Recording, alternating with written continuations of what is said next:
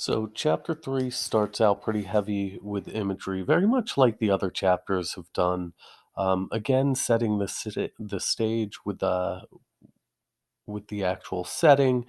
This time, really rich with a lot of what Steinbeck likes to do in terms of creating a feeling or an atmosphere, which we kind of touched on, at least with the questions from the other day.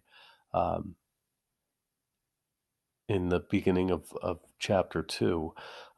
Chapter three begins again really rich with this, and I'm going to read it. The passage is the first portion of your document, which you've already no, which you're going to read in just a second. And you're going to answer a couple of questions on it, but or one specific question on it.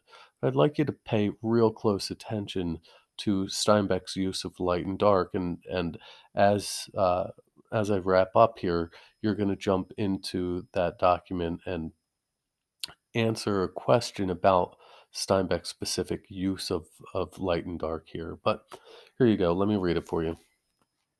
Although there was evening brightness showing through the windows of the bunkhouse inside, it was dusk. Through the open door came the thuds of occasional clangs of a horseshoe game, and now and then the sound of voices raised in approval or derision. Slim and George came into the darkening bunkhouse together. Slim reached up over the card table and turned on the tin shade electric light.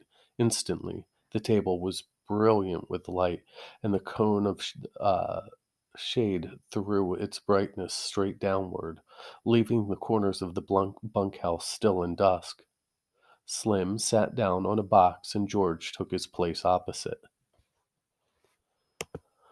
Steinbeck seems to be super heavy-handed with the light and dark imagery in this scene, um, but that's really purposeful. Now, I know we haven't read the remainder of chapter three. That's going to be for the second half of today's class, but um, what I'd like you to be paying attention to is the effect of this uh, attention on both the light and the dark, and I'd like you to be thinking about this idea of light and dark, the two sides, um, and how that affects what we read and how we feel about what we read. All right, I'm going to be seeing you guys in a Zoom in about probably about 10 minutes from now. So, hey, have fun. Make sure you answer that question as thoroughly as you can. Um, and yeah, I'll see you soon.